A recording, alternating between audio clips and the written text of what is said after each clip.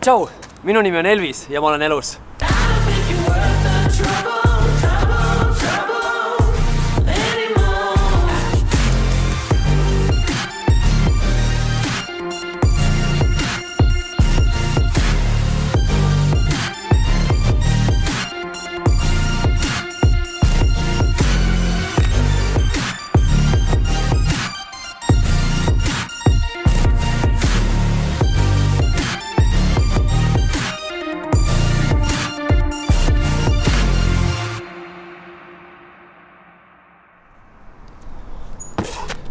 No nii, esimene reklaamipaus on põhimõtteliselt vaatad.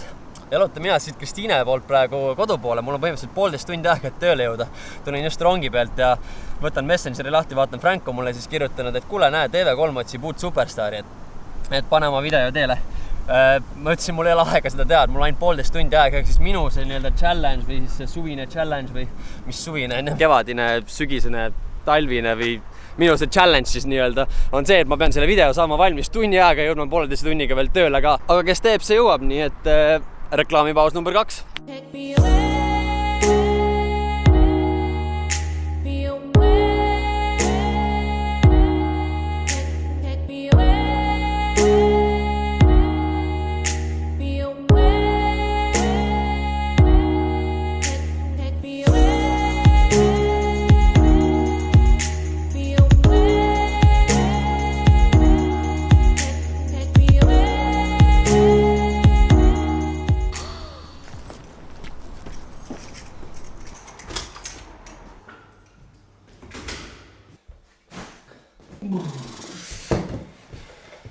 No vot, teile televärki.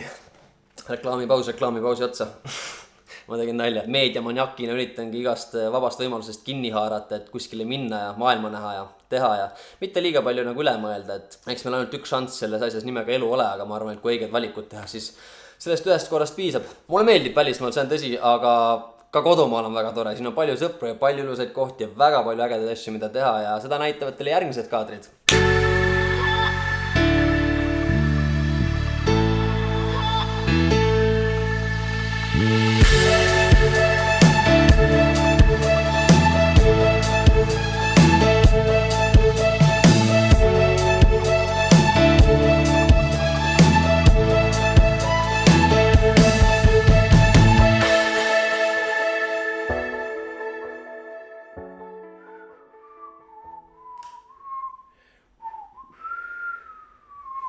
Oi, juba jookseb, jah?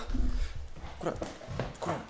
Vanasti olid need reklaamipausid nagu pikemad, aga iseenesest on tore, et nad ju lühemaks muutuvad, eks ole.